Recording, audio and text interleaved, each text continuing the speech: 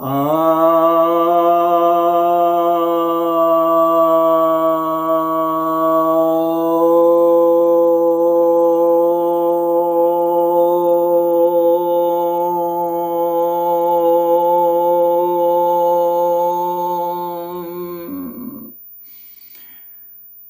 भक्तजनों को सप्रेम नमन।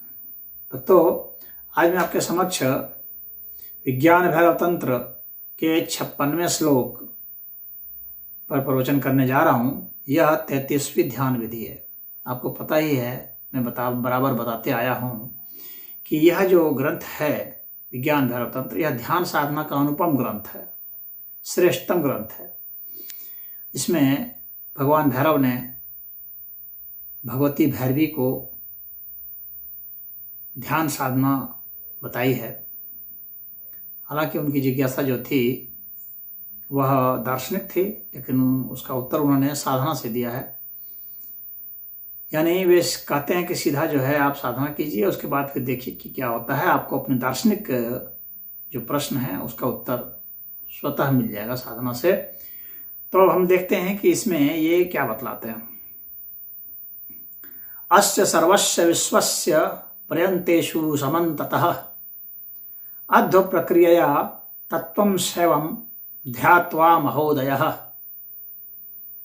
अर्थात ये समस्त जो विश्व है पूरा, यह विश्व जिस प्रक्रिया से यह निर्मित हुआ है, बना है, जिन तत्वों से यह बना है, वे तत्व और जिस प्रक्रिया से बना है वह, उस पर जब हम ध्यान करते हैं और उससे विलक्षण जब हम ध्यान करते हैं, यानी यहां पर दो तरह के ध्यान की विधि है। एक तो वे जो तत्व हैं और वह एक जो विलक्षण प्रक्रिया है वह, और एक जो ये तत्व और इन विलक्षण प्रक्रिया से भिन्न एक शिव तत्व ही स्वयं है वह। कहते हैं कि उसका ध्यान करने से शिव तत्व का बोध होता है। शिव तत्व का ध्यान करेंगे तो और परब्रह्म परमेश्वर यानी परम शिव का बोध होगा। अब वह शिव का ध्यान कैसे होगा अभी बताते हैं आपको। तो पहले यहां जो है अध्व है, इसके पिछले श्लोक में भी यानी 55वें श्लोक में मैंने बतलाया था विशेष करके अध्व के विषय में। तो आप वहां जाकर के उस श्लोक में देख लें अध्व का, क्योंकि यहाँ पर उसका पुनर् जो है वर्णन नहीं किया जाएगा। तो अध्व का मतलब है, यहाँ पर संक्षिप्त में थोड़ा बता दूं, मार्ग होता है और इसमें 6 जो हैं इसके मुख्य माने गए हैं। कौन कौन? भुवन, तत्व, कला, मंत्र, पद और अर्थ। मंत्र, पद और अर्थ, वर्ण।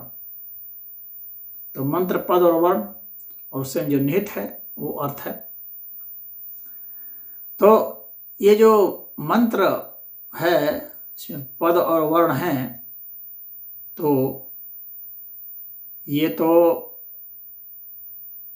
विमर्श बीच में कर सकते हैं अर्थ का, और यह शक्ति स्वरूप भी है।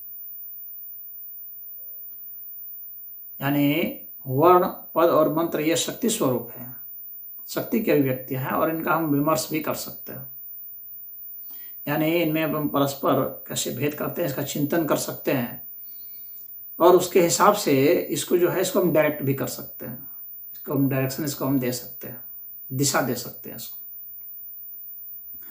और जो भुवन है, तत्व है और कला है, उसके पिछले श्लोक में मैंने बता दिया था कि 14 भुवन है और तत्व जो है 64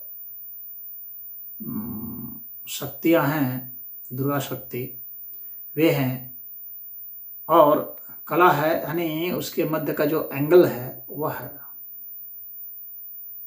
यानी तत्व हैं उसके एंगल हैं और शक्ति है।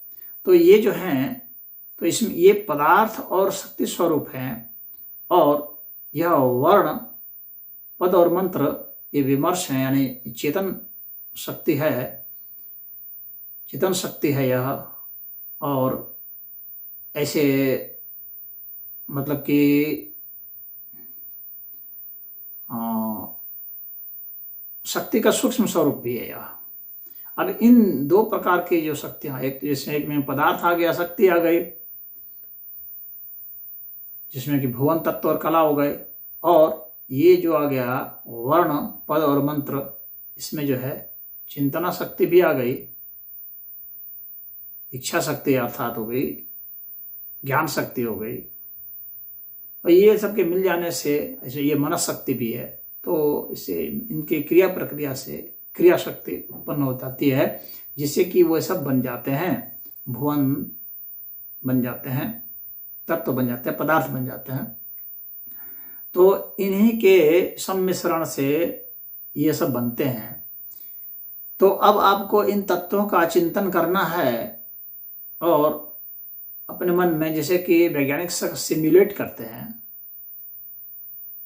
प्रयोगशाला में, वैसी परिस्थिति बना करके कंप्यूटर में, जैसे कि बाहर हो सकता है ओरिजिनल स्थिति में, उसी को कंप्यूटर में बना करके प्रदर्शित करते हैं कि ऐसा ऐसा रिएक्शन होगा तो क्या होगा, ऐसी ऐसी स्थिति होगी तो क्या होगा।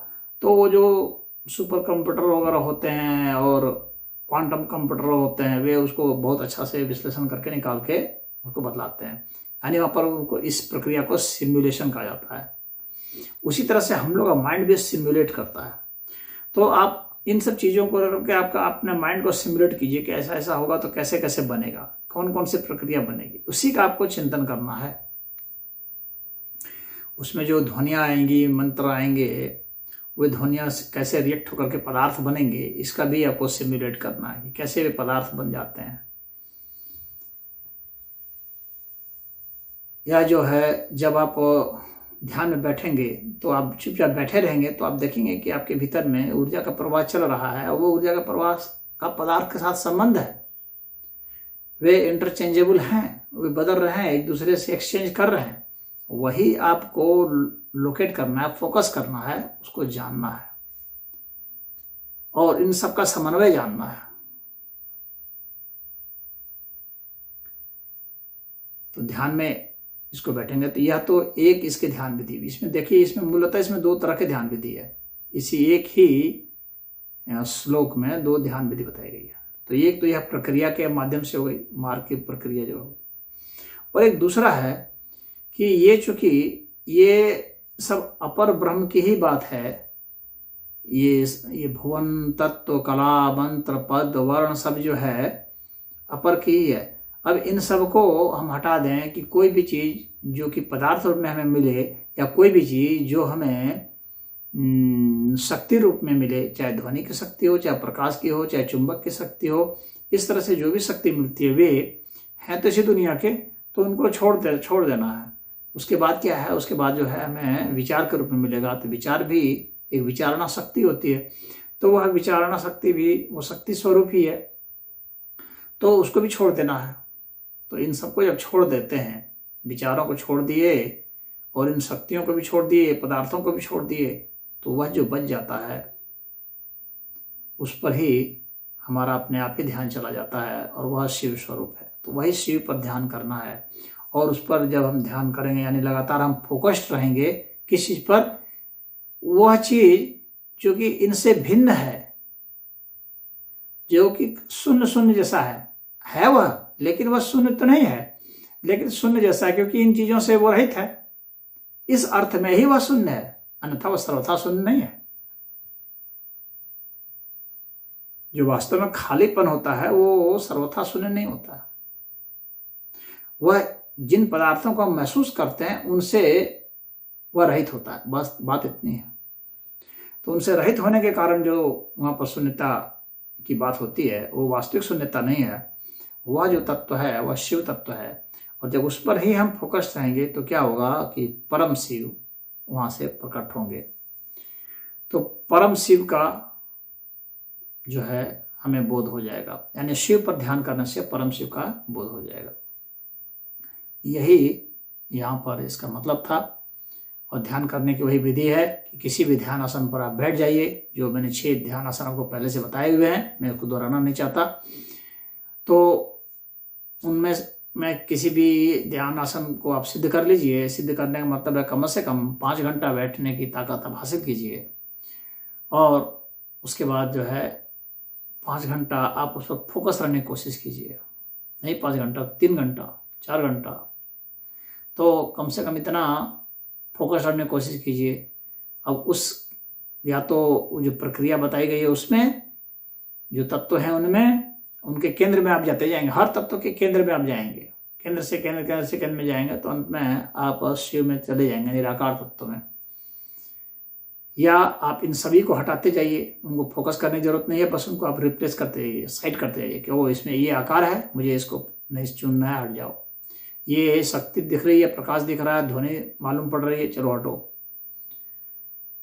कोई भी चीज जिसको आप इंद्रियों से महसूस करते हैं उसको आपको हटाते जाना है, उस पर आपको ध्यान की जरूरत नहीं है। और इन सबको जब हटा देंगे तो उसके बाद जो बच जाता है वह ध्यान का आपका वही ध्येय हो गया, वही आपका वस्तु है, जो कि वस्तु रूप में है नहीं। यानी न वह पदार्थ है, न ऊर्जा है, न वह चिंतना है। तो वह जो है शिव तत्व है, उसमें आप फोकस करते रहेंगे तो वहाँ पर परम शिव अवतरित होंगे। यही इसका मेन बताने का मतलब था। उम्मीद है कि आप इस ध्यान साधना को भी पहले की तरह ही जो आप करते आए हैं तो इसको भी आप कर सकते हैं, आजमा सकते हैं। वैसे जितने भी ध्यान साधनाएं बताई जा रही है उनमें से कोई भी एक, भगवान भैरव ने कहा है कि इनमें से कोई भी एक जो कर लेगा वह मुझे प्राप्त हो जाएगा। तो इसमें इतना ही। हरि ओम।